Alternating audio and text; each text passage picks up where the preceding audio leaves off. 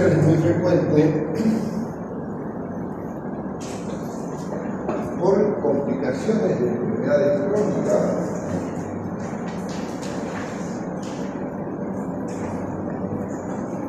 y la mayoría de las veces concluimos que no es fácil. Muchas veces no es fácil. El tema es pensar.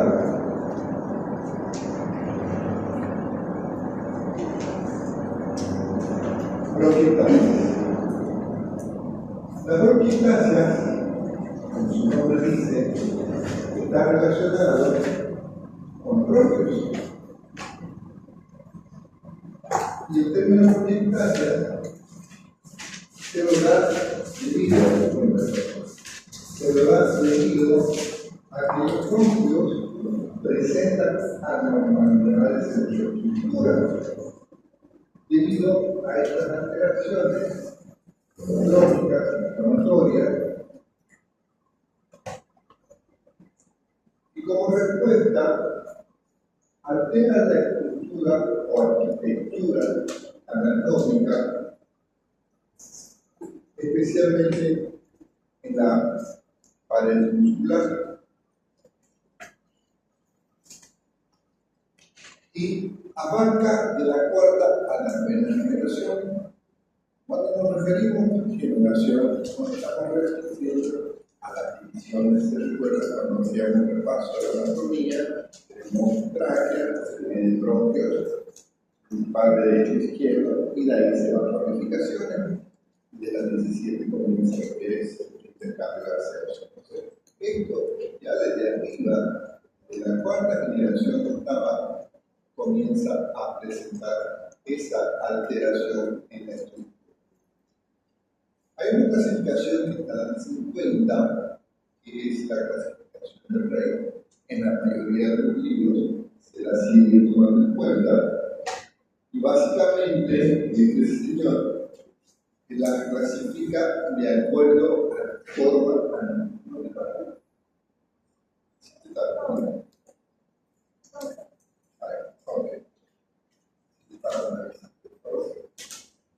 Pues básicamente, les decía, por la forma, vamos a tener 4.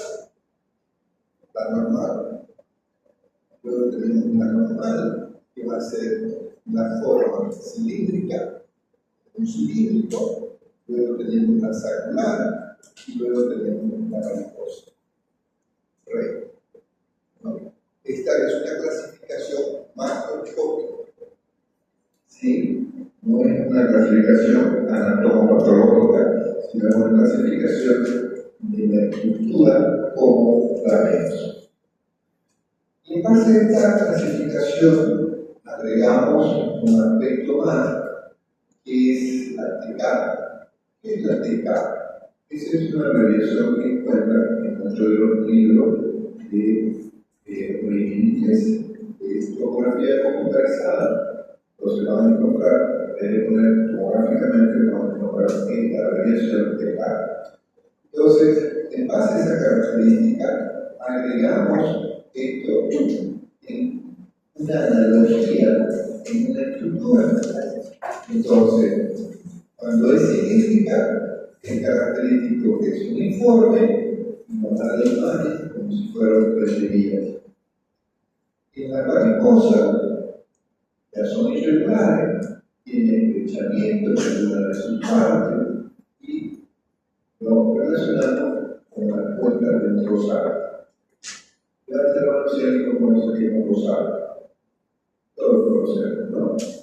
Y la quística tiene una forma de racimo de humo. Entonces, pregunto del examen, de la clasificación que van a responder los de la primera clase, de la identificación de la biblioteca, vamos a poner esto y yo quiero que me ponga analogía. Porque cuando lo vi en Alemania, parece un rey. Entonces, ya a eso viene calculado cilíndrica y varias cosas. Entonces, la otra clasificación, que ya no está relacionada en cómo se ve en la imagen, es cuando tratamos de clasificarla desde el punto de vista de su etiología, de la causa. Ahí vamos a tener las que son por causa de post-infecciones, enfermedades crónicas, como tuberculosis, o la neumonía grave, que no es crónica, pero también es aguda, pero en ese proceso inflamatorio puede alterar. Luego tenemos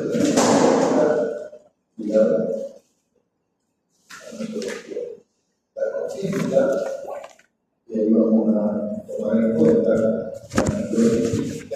la discinesia ciliar.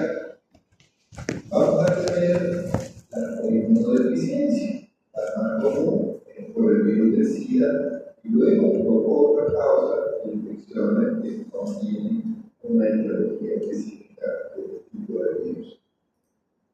Otra causa son las mecánicas. Por ejemplo, una persona que tiene un cuerpo renal no lo retiró, se quedó ahí en esa parte del bronquio y comienza a provocar ese proceso inflamatorio y influye y comienza ese mundo a deformarse, o en los casos tumorales, como vimos en la clase anterior, cuando estábamos hablando de neoplasias. Y existe una causa sistémica que afecta no solamente la enfermedad de los bronquios, sino puede afectar otras alteraciones del tejido conectivo, como es la inflamatoidea, que cuando la relacionamos, el paciente comienza con manifestaciones articulares de dolor articular, tumefacción, o digamos, el tiempo va deformando.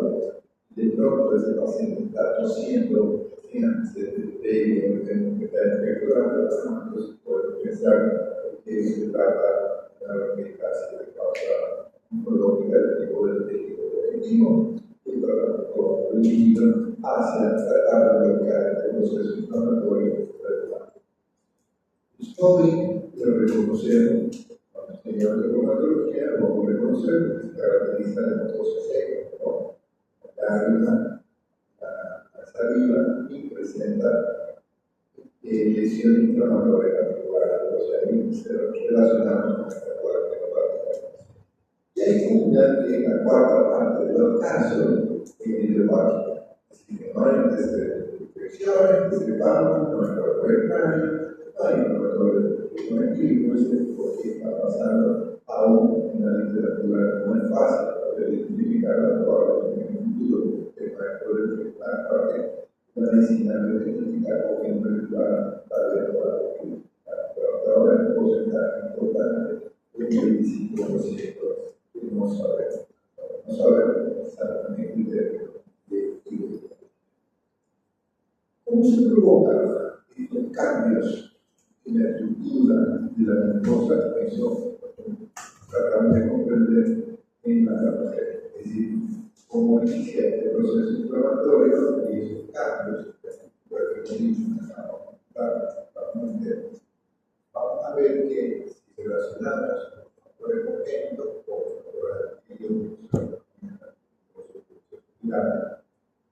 en general hay antecedentes de infección grave de alguna zona del pulmón.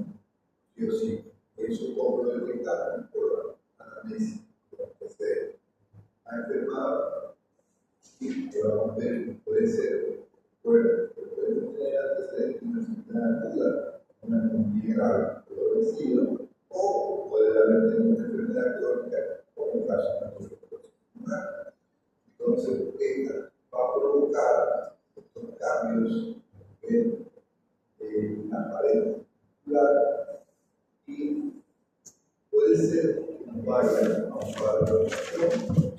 Y algo que tenemos que poner en cuenta, por ejemplo, hablamos de la residencia ciliar,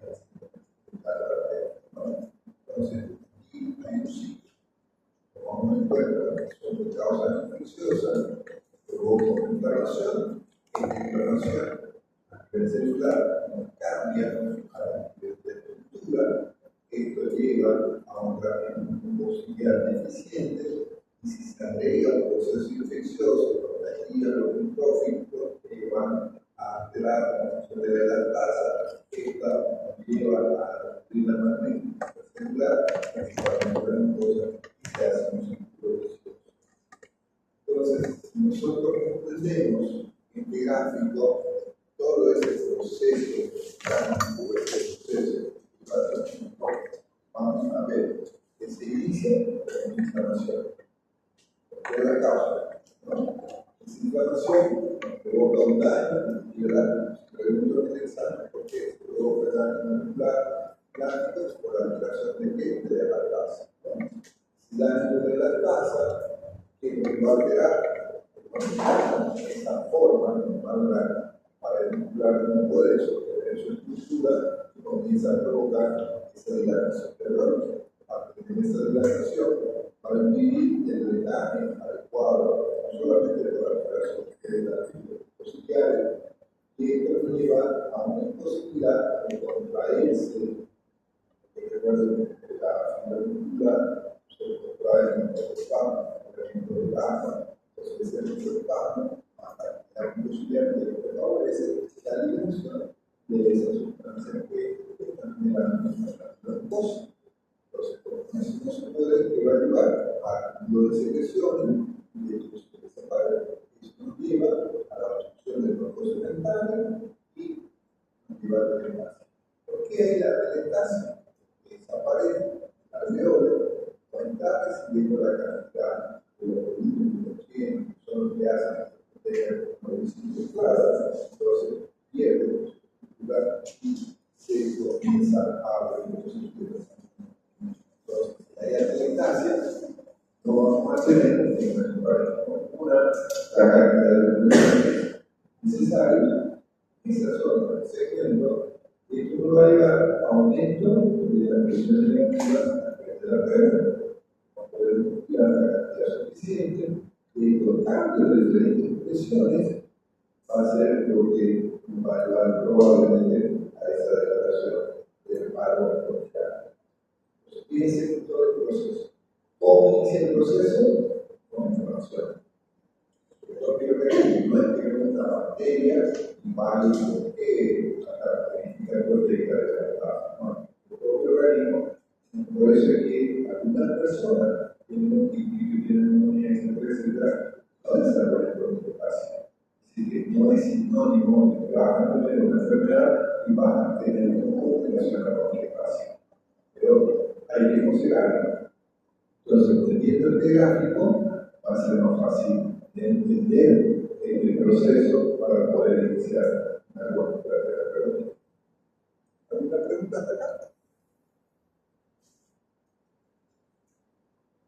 Queda claro.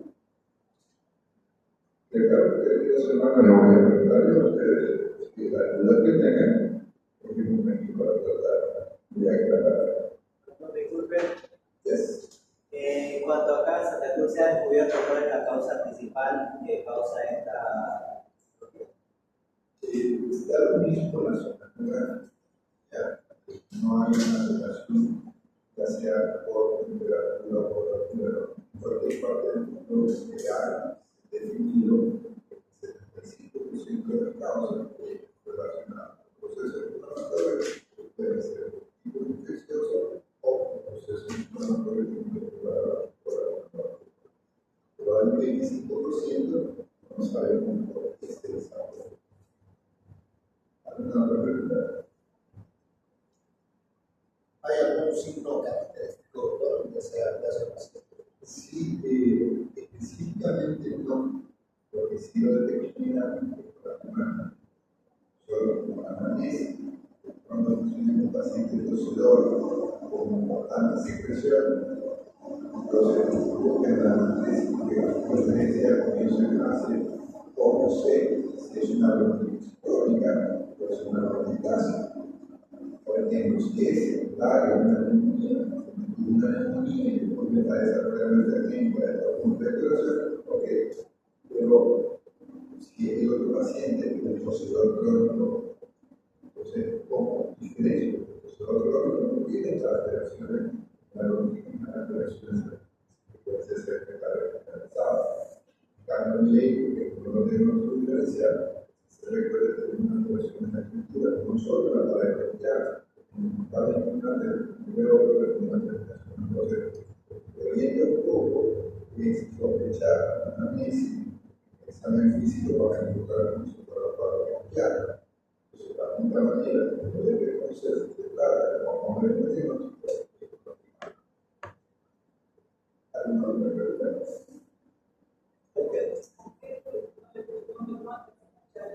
La única forma de poder. ¿Se escucha? Se mueve el micrófono cada rato y es como que entrecortado. Cuando se escucha en el parlante y otros solamente se mueven. Decía doctor que la única forma de era hacerse una. Claro, lo que te decía, en la tesis, ambos cuadros van a ser similares. Crónica, o una patología. Esta patología puede ser aguda o puede ser crónica. En caso de aguda, no pasa, no pasa a reconocer qué pasa.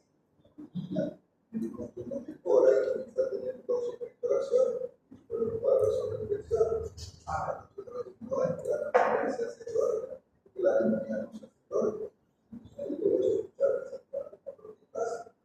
Pero el conjunto cuando tienes un paciente portador de una patología crónica, no dice que es una bronquitis, es menos, o es una bronquitis, porque la bronquitis también puede estar inflamatoria. La única manera de diferenciar es la bien, entonces, para confirmar este cuadro, hacemos la anatomía patológica, pero no vamos a hacer la anatomía patológica de todos los pacientes, porque hacer anatomía patológica significa hacer una biopsia, y hacer biopsia bronquial no es un procedimiento tan simple. Por lo tanto, generalmente estos estudios los encontramos después los estudios de pacientes que sí se hubieran hecho por orden, ¿no? Entonces, ahí, ¿qué es lo que encontramos cuando sacamos el pulmón y observamos? Vemos que los lóbulos inferiores, los medios, son más frecuentes, y la respuesta está ahí. Tenemos que decir primero que a partir de qué visión tenemos. Entonces, la cuarta, comenzamos viendo que se va hacia arriba. Y aquí tratar de decirle cuáles son más frecuentes, lo que son formas circulares, lo que son formas varicosas, no hay una estadística para poder afirmar si es mayor este tipo o no, aunque probablemente depende de la relación del paciente. Entonces, en resumen, porque puedes comprender estas cinco formas van a ser más fácil tratar de reconocer y entender lo que está ocurriendo. Entonces, ¿dónde empiezo? Como les dije, los casos infecciosos se hacen un círculo vicioso. ¿Dónde empieza el cuadro? ¿En la dilatación o en la destrucción? Un círculo. Pero si le preguntase ¿dónde inicia la histopatogenia de la bronquiectasia? La respuesta es en la inflamación. Primero tiene que haber un proceso inflamatorio para que altere las características del tejido del área.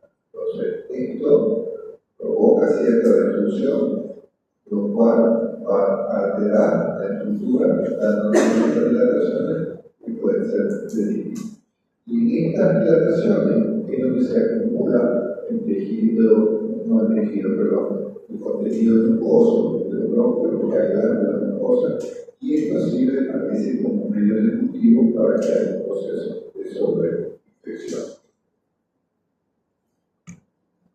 Es frecuente encontrar en la anatomía la hipertrofia glandular, y esto se va a producir en la hipersecreción. Esos pacientes que están con abundantes secreciones, porque, como decía hace un momento, si tengo un paciente que está en muchas secreciones, ¿cómo se va a manifestar? Por toda hiperfloración. Entonces, y esto puede provocar, por esos acúmulos, procesos inflamatorios alrededor del pulmón, neumonitis o la neumonitis de causa de ese proceso. Y además, aumenta la aporte vascular, altera las arterias bronquiolares y provoca una hipertrofia. De ahí que es común que los pacientes con bronquiectasias también pueden acompañar manifestaciones de tipo como ¿cuál es la clínica? Entonces, siempre en la clínica decimos que tenemos que ver ¿es agudo o es crónico? En este caso no cumple ese criterio, porque puede ser algo cuando está iniciando, pero en general, bronquiectasias son procesos crónicos, son pacientes poseedores, no son pacientes que comienzan. Toda cronicidad tiene un inicio, ¿no? Entonces, en general, el paciente poseedor, ¿qué enfermedad tenemos que explicar crónica? Bronquitis crónica, enfermedad pulmonar obstructiva, enfermedad infecciosa crónica como la tuberculosis, por ejemplo. Entonces, ahí, con solo las dos, es muy difícil que podamos definir cuál es cuál. Sí, por favor. Disculpe, doctor, y en caso, bueno, había escuchado esto bastante, en caso de que el paciente tenga una tos recurrente, es decir, tenga tos, nuevamente, digamos, el paciente esté normal, deje de expectorar, deje la tos todo el tiempo, nuevamente la tos, nuevamente, por lo menos póngale unas 5 veces al año, cada 2 meses está con todo y está así expectorando. ¿Podríamos nosotros sospechar a través de simplemente con la clínica, sin fiebre, sin... Me decía el comienzo, el paciente de bronquitis crónica no tiene fiebre, solo tiene tos. Digamos, pero ¿es bronquitis crónica o es bronquiectasia? Porque ambos, la bronquitis crónica, está mencionando el episodio que se recuerda la bronquitis crónica del proceso, por ejemplo, el proceso de tos, no puede durante los años. Tiene 2 años que la cumple el criterio. Es bronquiectasia o es bronquitis crónica. Diagnóstico diferencial. Hay usted con la clínica, con toda expectoración, no va a poder diferenciar, porque la bronquitis crónica no se puede sobreexcretar o presentar la enfermedad pulmonar obstructiva que todavía no tiene disnea, porque identifica a un tipo en la presencia de disnea.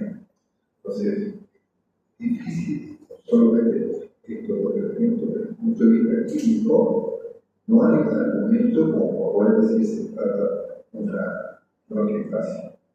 En algunos casos, sí podemos sospechar, por ejemplo, lo de la neumonía. Paciente era sano, hace una neumonía grave y después queda por proceso de tos y expectoración, pero sabemos que la neumonía no se hace crónica. Lo que está quedando es la complicación de la inflamación que ha provocado y de la extrapolación a nivel de la vascular. En ese caso, es más fácil de pensar en una bronquiectasia. Y en caso de tener una patología crónica que sea causa de esta bronquiectasia. No sé si me dejan de ver.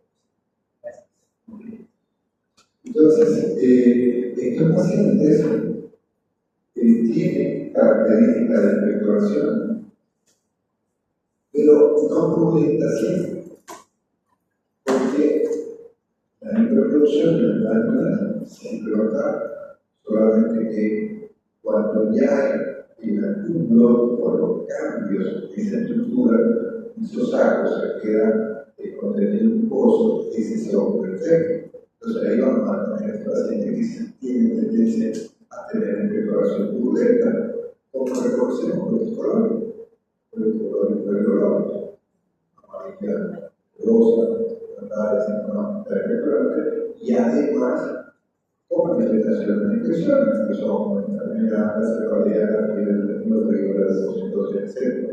Pero tener una expectoración de tipo cruenta no le da diagnóstico de bronquiectasia. O que otra vez podemos tomar el ejemplo, una bronquitis crónica que es caso de infectarla, porque la bronquiectasia de por sí no está relacionada con la infección. Lo que hay en la infección es por el acúmulo de las secreciones intracraniales anormal o bien porque el paciente tiene una cosa que provoca un razonamiento y esa zona de afectación comienza a desarrollar. Y muchos de los pacientes, no puedo decir estadísticamente en qué porcentaje, pero en los estadios ya avanzados, es decir, esos pacientes con evolución brutal, desarrollo y espectro tienen tendencia a presentar muchísimo. Porque se recuerda que lo que explicaba en la anatomía patológica, hay un incremento de desarrollo de la enfermedad. Entonces, esto es un incremento. ¿Por qué crees que hay hipótesis cuando tenemos esta lesión? Para entender un poquito la fisiología. Exacto, porque hay una versión en esa estructura y hay una cierta luz. Entonces, cuando ese proceso de actor se hizo esfuerzo, rompe y va a mantener. En general son declaraciones motoras, pero puede haber un caso también en la práctica vamos a ver esta paciente que empezó tiene antecedentes de tuberculosis hace varios años y ahora viene por el COVID. Uno dice, ok, se está tratando su tuberculosis, le hacemos una tomografía, en aplicaciones, y uno dice, ¿será que su hemoptisis no puede estar en la caverna? O está presentando ya una bronquitis. ¿Cómo sabemos? Por la antecedente de la tos.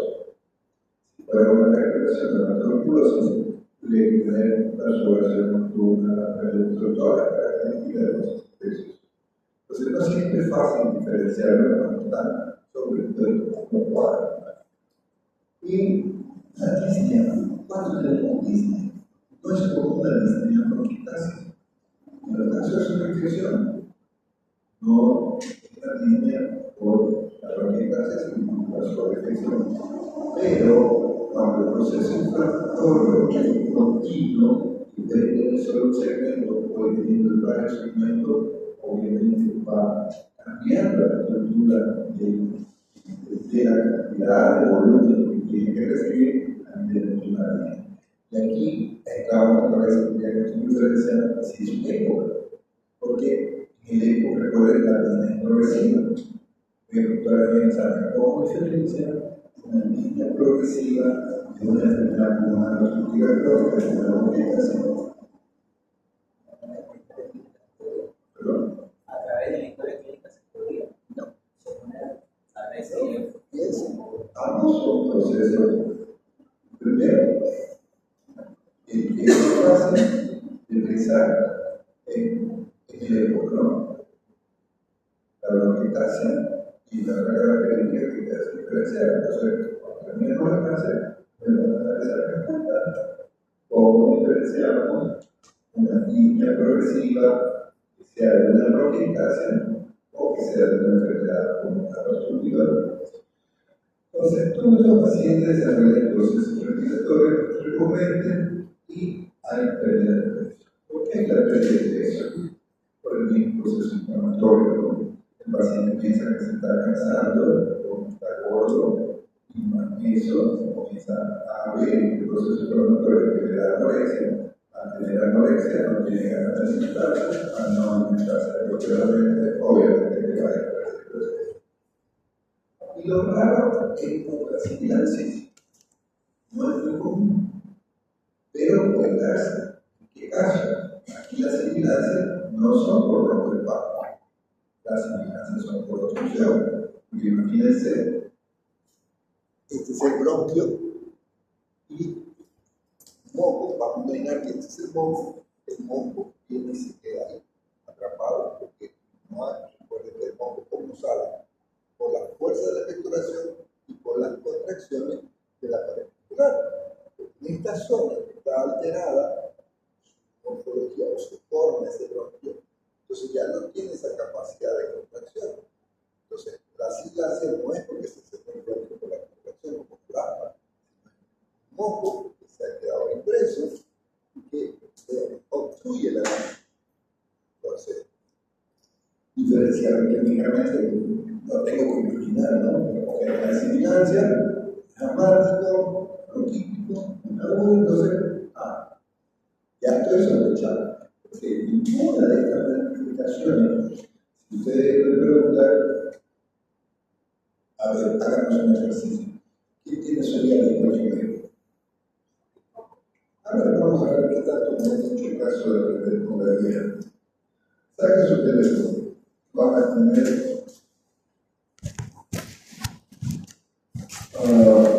sobre 5 puntos.